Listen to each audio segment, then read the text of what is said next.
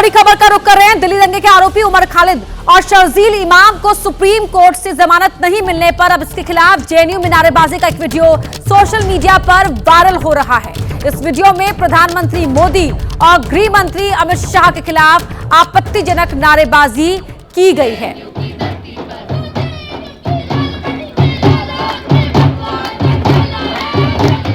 चला है चलेगा।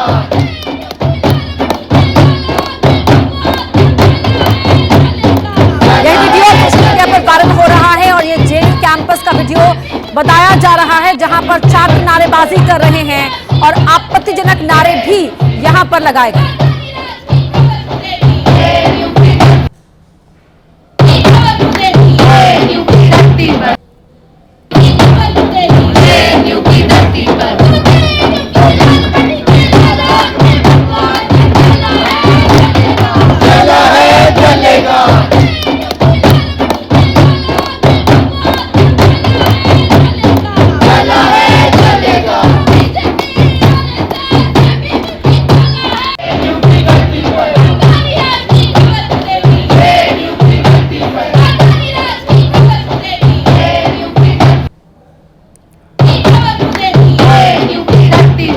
सुशील हमारे सहयोगी इसी खबर पर हमारे साथ जुड़ रहे हैं। सुशील, अब ये वीडियो सोशल मीडिया पर वायरल हो रहा है और इस वीडियो में छात्र सुनाई दे रहे हैं जो आपत्तिजनक नारे लगा रहे हैं। हाँ जी बिल्कुल, देखिए सीधे तौर पर कल जो सुप्रीम कोर्ट का जो आदेश आया जिसमें शर्जील इमाम और उमर खालिद को जमानत नहीं मिली है, उसके विरोध में फिलहाल ये नारेबाजी जेएनयू कैंपस में की गई है।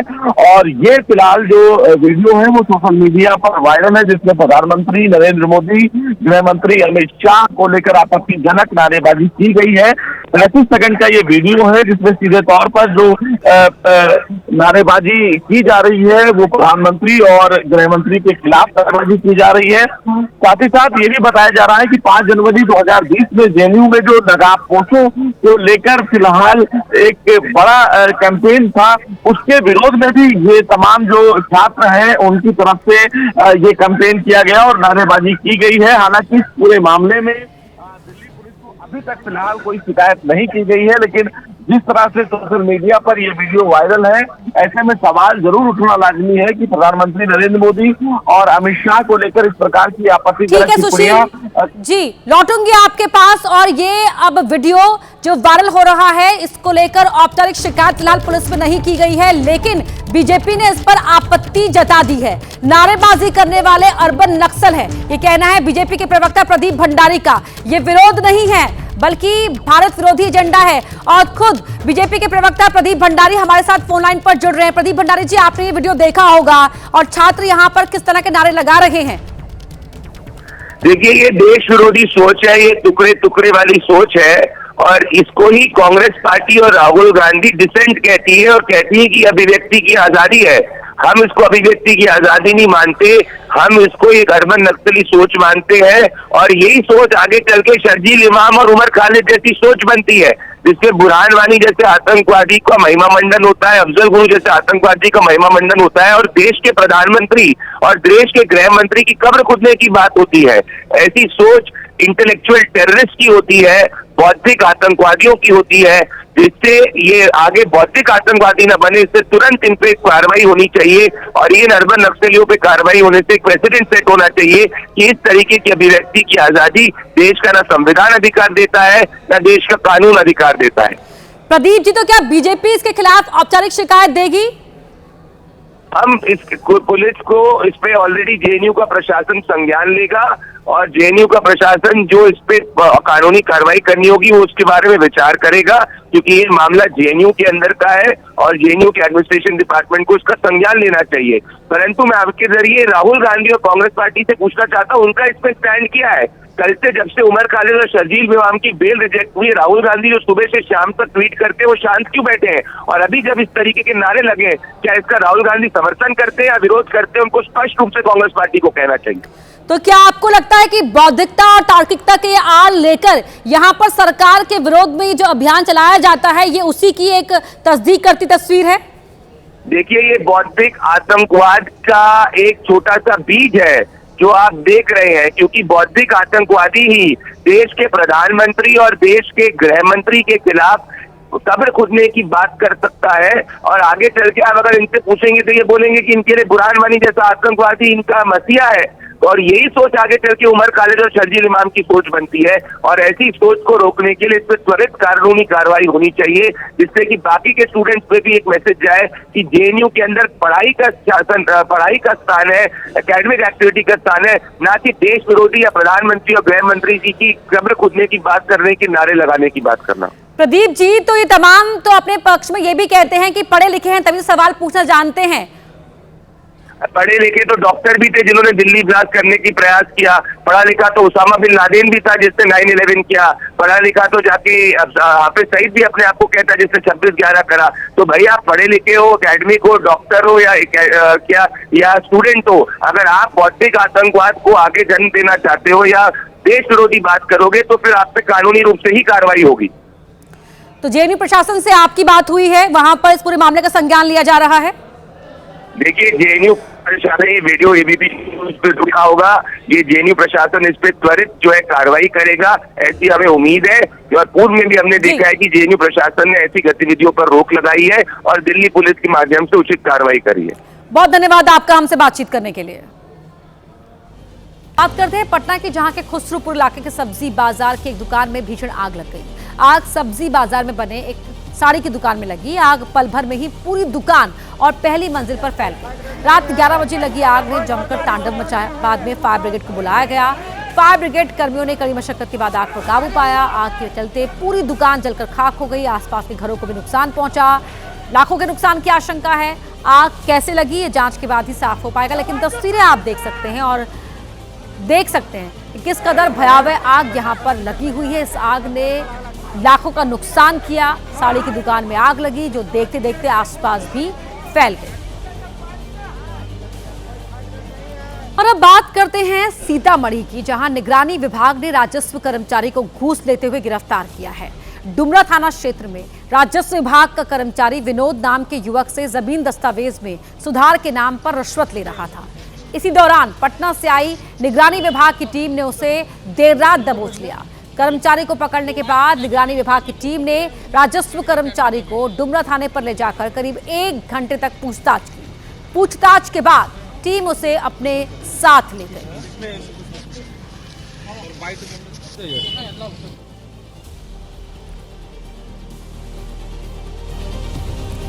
राजस्थान के कोटा में एक ऐसा चोर पकड़ा गया है जो चोरी करने एक घर में घुसा था, लेकिन बाहर निकलते वक्त ये एग्जॉस्ट फैन के लिए बनाए गए होल में फंस गया और उसकी चोरी पकड़ी गई। लोग होल में फंसे चोर की जानकारी लोगों ने पुलिस को दी, जिसके बाद पुलिस मौके पर पहुंची और चोर को एग्जॉस्ट फैन के लिए बनाए गए होल में फंसा देख हैरत में पड़ गई। हालांकि इसके बाद पुलिस के जवानों ने सीढ़ी लगाई और बड़ी मुश्किल से चोर को इस होल से बाहर निकाला।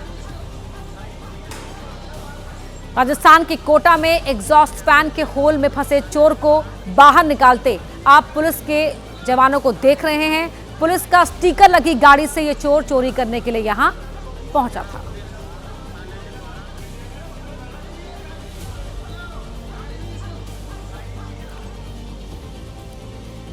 ग्रेटर नोएडा के बिसरख में नए साल की पार्टी के दौरान 15वीं मंजिल से एक युवक को नीचे फेंकने के मामले में पुलिस ने 2 को गिरफ्तार किया है। नए साल के जश्न के लिए 31 दिसंबर की रात को युवक और उसके कई पुराने दोस्त इकट्ठा हुए थे। पार्टी के दौरान सभी ने शराब पी थी। इसी बीच पुराने विवाद को लेकर उनके बीच गाली गलौज शुरू हुई और मारपीट शुरू हो गई। और इसी दौरान आरोपियों ने विनीत को 15वीं मंजिल से नीचे फेंक दिया, जिससे उसकी मौत हो गई। विनीत को फेंकने के बाद सभी आरोपी मौके से फरार हो गए। बाद में पुलिस ने जांच के दौरान 2 आरोपियों को अरेस्ट किया है। 5 लोग अभी भी फरार हैं।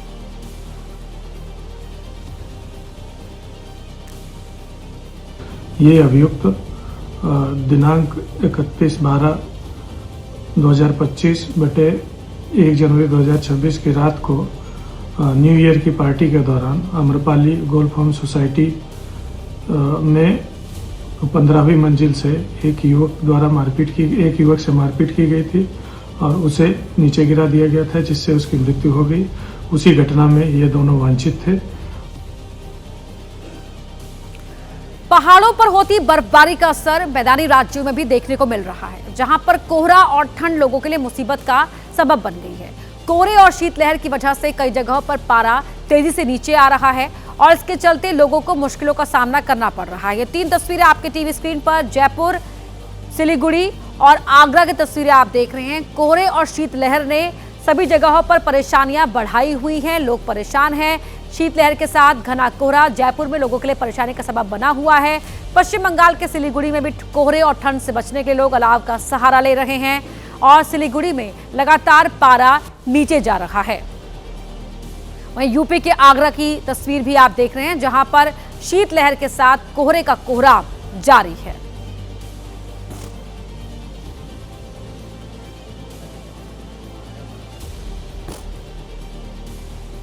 आंध्र प्रदेश के कोनसीमा में उस वक्त अफरा तफरी का माहौल हो गया जब ओएनजीसी के तेल कुएं में ब्लास्ट के साथ भयानक आग लग गई।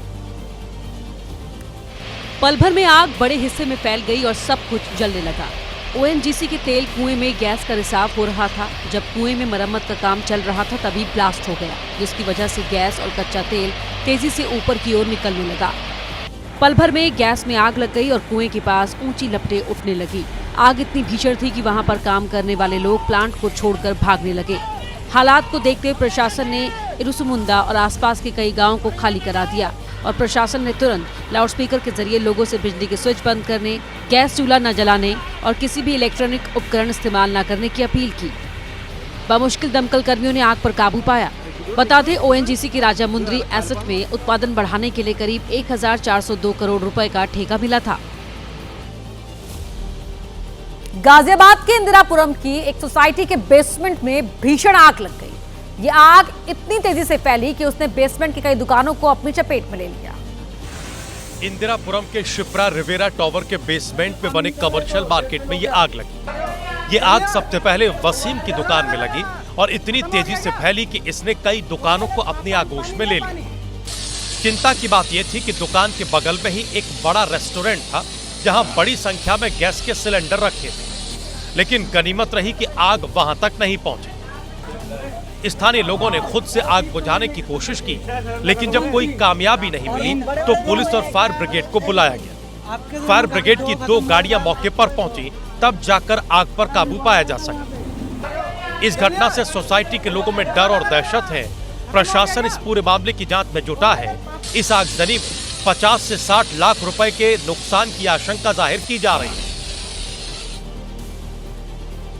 बेंगलुरु के एएमसी इंजीनियर कॉलेज के बाहर कन्नड़ संगठन के लोग उस वक्त आक्रोशित हो गए जब हॉस्टल के वार्डन का एक वीडियो सोशल मीडिया पर वायरल हो गया। तुमको कन्नड़ में बात करना तो तुम्हारे घर में आके बात करने की तो कंपलसरी नहीं है।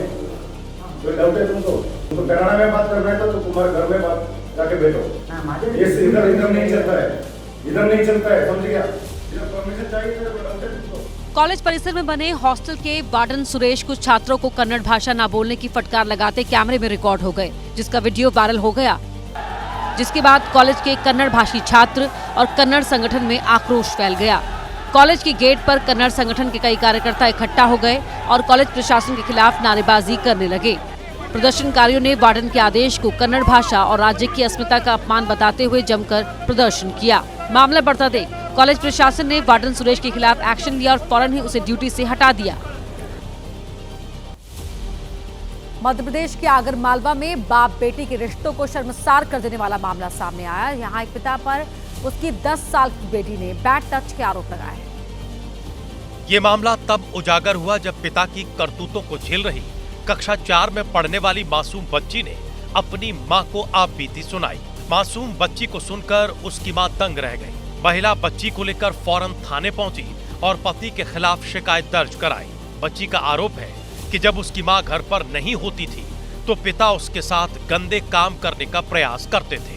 सोया थाने में एक अपराध पंजीबद्ध हुआ है, जिसमें एक पिता अपनी जो 10 साल से की बेटी है उसके साथ गलत बुरी नीयत से छेड़छाड़ करता था, तो जिस पर थाने पर कल अपराध पंजीबद्ध किया गया है। जो भी मामला विवेचना में अपनी मां के साथ आई थी बच्ची। वही मामला सामने आने के बाद आरोपी पिता फरार बताया जा रहा है, जिसकी तलाश में पुलिस जुटी है। पूर्वी दिल्ली का लक्ष्मीनगर का इलाका हत्या की 3 वारदातों से दहल गया। बताया जा रहा है कि आर्थिक तंगी से जूझ रहे परिवार के बड़े बेटे ने ही मां, बहन और छोटे भाई का कत्ल कर दिया। जिसे भी इस घटना के बारे में पता चला उसका दिल दहल गया। एक एक करके लाशें घर से बाहर आती जा रही थी और लोग ये समझ नहीं पा रहे थे कि आखिर ये सब हुआ कैसे। बताया जा रहा है कि 25 साल का यशवीर हरियाणा का रहने वाला है और पूर्वी दिल्ली के लक्ष्मीनगर में किराए के मकान में रहता है। यशवीर के साथ घर में मां, बहन मेघना और एक भाई मुकुल रहता था।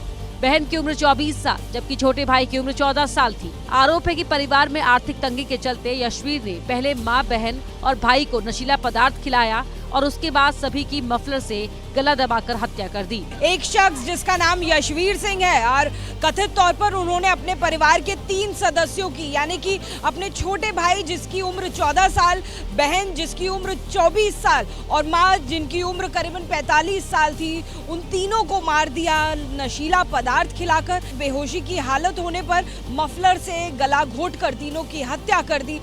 बताया जा रहा है कि परिवार धार्मिक प्रवृत्ति का था और यशवीर की मां रोज ही पास के मंदिर में जाकर पूजा पाठ किया करती थी।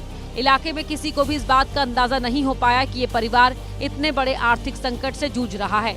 इस हत्याकांड को अंजाम देने के बाद यशवीर खुद ही थाने पहुंचा और उसने सरेंडर कर दिया। तकरीबन 5 बजे लक्ष्मीनगर पुलिस स्टेशन में एक व्यक्ति है जिसका नाम यशवीर है, उम्र इसकी 26 साल है। ये आया और इसने बताया कि इसने अपने फैमिली मेंबर्स हैं 3, उनको स्ट्रैंगुलेट कर दिया है। फैक्ट्स को वेरीफाई करने के बाद जब यहाँ पर हमारी पुलिस टीम पहुंची तो 3 हमें डेड बॉडीज मिली हैं और इसकी फर्दर तफ्तीश में भी यही निकल के आ रहा है कि ये काफ़ी फाइनेंशियल स्ट्रेस में था और मेंटली डिस्टर्ब भी था।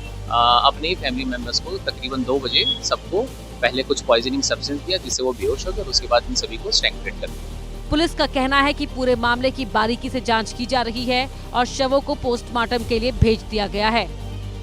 राजस्थान के बीकानेर में भारतीय सेना की नई रणनीति के तहत खास कमांडो ट्रेनिंग चल रही है जिसमें भैरव बटालियन के कमांडो कड़ी मशक्कत कर रहे हैं और बेहद कठिन ट्रेनिंग से गुजर रहे हैं। इस बेहद खास कमांडो ट्रेनिंग की ये पहली झलक जो सामने आई है वो टीवी स्क्रीन पर आप देख रहे हैं। भैरव बटालियन के कमांडो रोबोटिक्स युद्ध के गुर सीखते हुए दिख रहे हैं। भारतीय सेना भविष्य के युद्ध को देखते हुए अपनी सैन्य संरचना में बड़ा बदलाव कर रही है। इसके तहत राजस्थान के नसीराबाद, बीकानेर, जैसलमेर, बाड़मेर से लेकर श्रीगंगानगर तक भैरव और अशनी नाम की विशेष बटालियनों को सक्रिय किया जा रहा है। इन बटालियंस को 1 लाख से ज्यादा ड्रोन ऑपरेटिव तकनीक की भी मदद मिलेगी जो निगरानी, रियल टाइम इंटेलिजेंस और सटीक हमलों में अहम भूमिका निभाएंगे। आतंकी हमले से लेकर युद्ध के हर खतरे तक हर पहलू को ध्यान में रखकर ये खास ट्रेनिंग आयोजित हो रही है जिसमें शामिल भैरव बटालियन के कमांडोज अपने शौर्य और साहस का परिचय दुनिया से करा रहे हैं। 3 तस्वीरें हमारे शौर्यवीरों के अदम्य साहस। भविष्य में किस तरह युद्ध लड़े जा सकते हैं उसी को देखते हुए यहाँ पर नए सिरे से सैन्य संरचना की जा रही है और उसी के मद्देनजर ये ट्रेनिंग बहुत ही अहम हो जाती है। भैरव बटालियन की कमांडो ट्रेनिंग की ये पहली झलक जो आप टीवी स्क्रीन पर देख रहे हैं।